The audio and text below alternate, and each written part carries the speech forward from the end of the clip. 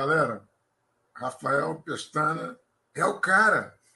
Eu acho que vocês têm que escrever rápido, porque esse é o cara nota 10. A gente falou do Vasco, a gente introduziu ali sobre o negócio da 777. A 777 tinha a promessa de pagar, né, nesse mês que passou, há 30 dias, e hoje era o último dia e o Vasco poderia retomar o controle do futebol, né? E ele, sendo que tem eleição. Oi? Tô sabendo disso não, notícia fresquinha pra mim saber, não. Fala aí, desenvolve. Hoje o Vasco teria, a 777 teria até hoje para depositar o dinheiro, né? E chegou hoje, né?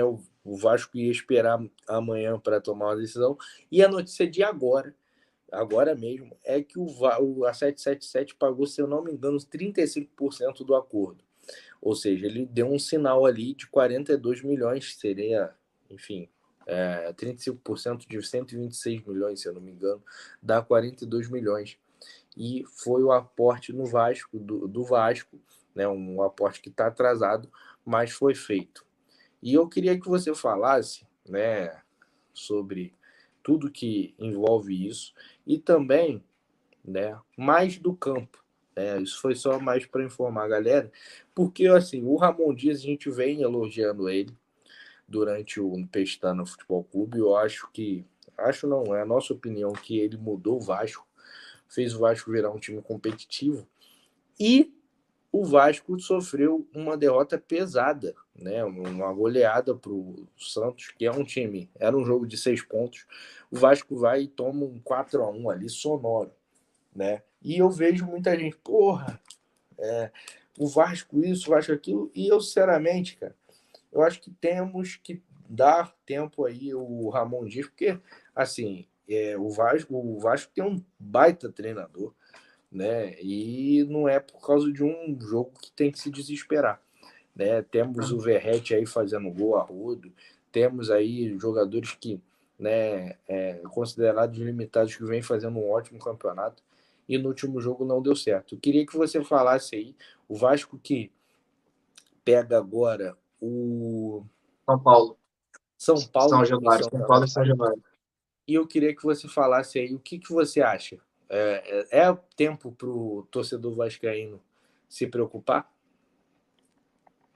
Então, primeiro comentando rapidamente sobre a notícia que você deu sobre a 777, eu acredito que, poxa, a gente tinha algumas desconfianças, né, em relação a 777, mas depois daquilo que essa empresa já investiu no Vasco, especialmente agora nessa janela, né, para conseguir fazer com que o Vasco se reerguesse, né, no campeonato, né, eu acredito que a 777 não vai largar o Vasco, né? Então, esse aporte financeiro aí já foi um sinal, e acredito que são mais questões burocráticas mesmo, que com o tempo vão se resolver. Agora, sobre a questão do Vasco dentro de campo, cara, eu acredito o seguinte: o Vasco já conseguiu fazer o mais difícil, que era tirar uma grande vantagem quando o Vasco estava lá afundado na zona de rebaixamento. O Vasco chegou, se eu não me engano, a ficar uns 7 pontos para sair da zona do rebaixamento. E o Vasco conseguiu a proeza de tirar essa vantagem, para a gente ter a noção da forma como o Vasco conseguiu reagir. E o Vasco saiu da zona do rebaixamento e só retornou agora, nessa última rodada, mas o Vasco agora está em uma outra situação na tabela. Assim, a campanha do Vasco no segundo turno é uma campanha de time que está brigando por título. Para a gente parar para pensar na extremidade do quanto o Vasco conseguiu evoluir. Para um time que não competia em boa parte do primeiro turno, para agora um outro clube que é competitivo, é qualificado aí nesse segundo turno. E assim, você citou muito bem a importância do Ramon Dias, mas eu acho também que as contratações do Vasco nesse meio do ano foram muito certeiras, cara. E o Vasco teve uma grande sorte dessas contratações encaixarem rapidamente, né? Que muitas vezes não é assim, né? Às vezes tem um tempinho para os jogadores se alinharem, né? Se entrosarem, né? E a gente viu que no Vasco as coisas aconteceram mais rapidamente, né? Até por causa da necessidade, né? Então a gente está vendo o Paulinho de Paula jogando muito. Veguete, poxa, que centroavante, o cara faz gol de tudo quanto é jeito, né? E sempre bom lembrar, né? Foi o Vasco que descobriu o Cano, né, aqui no Brasil, né? O Vasco que contrata o Germán Cano, e aí o Cano se destaca e depois o Fluminense contrata. Ou seja, o Vasco tem um bom olhar para descobrir assim argentinos, né? Centroavante argentinos, né? E agora o Veguete está se destacando muito bem aqui no Campeonato Brasileiro. Chegou outro dia, já tem alguns gols aí, né? Importantes, decisivos.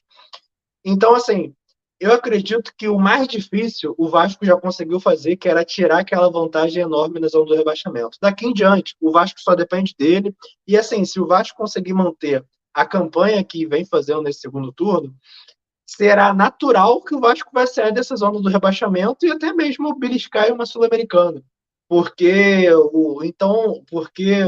o desempenho do Vasco melhorou muito. A derrota para o Santos na Vila Belmiro foi apenas um acidente de percurso. Não é nenhum absurdo um clube lá na Vila Belmiro perder. Claro, era um confronto direto, tinha tudo aquilo que envolvia, mas o Santos é um clube gigante, então, assim como o Vasco, né, é um clube gigante, é um clube com grandes jogadores e também está buscando se reerguer, né, dentro do campeonato. Então, eu acredito que foi um resultado assim, não foi nenhuma anormalidade, e o Vasco precisa continuar concentrado, confiante, que o Vasco tem tudo para conseguir fugir do rebaixamento, né? A missão eu acredito que já foi mais difícil do que hoje. O Vasco chegou a ter 90% de chance de cair e naquele momento. E hoje o Vasco aí, quantos por cento será que o Vasco tem? Deve ter caído para uns 40, 50%. Então, olha só aquilo que o Vasco já conseguiu fazer. Então, é manter os pés no chão, se manter confiante, acreditar no trabalho do Ramon Dias, acreditar na qualidade dos jogadores que foram contratados e se encaixaram bem, e que o Vasco naturalmente vai conseguir seu objetivo. Claro, tem que ter uma grande atenção, porque é também natural, né, no Campeonato Brasileiro, que os times que estão ali na zona de rebaixamento, né, lutando contra o rebaixamento, no segundo turno eles já pontuam mais, porque normalmente conseguem uma arrancada para fugir dessa situação. Então, é uma maratona que outros times, assim como Santos, Goiás, Bahia, também vão buscar fugir do rebaixamento de qualquer forma, né? Então, o Vasco precisa estar muito atento, encarar cada jogo com seriedade.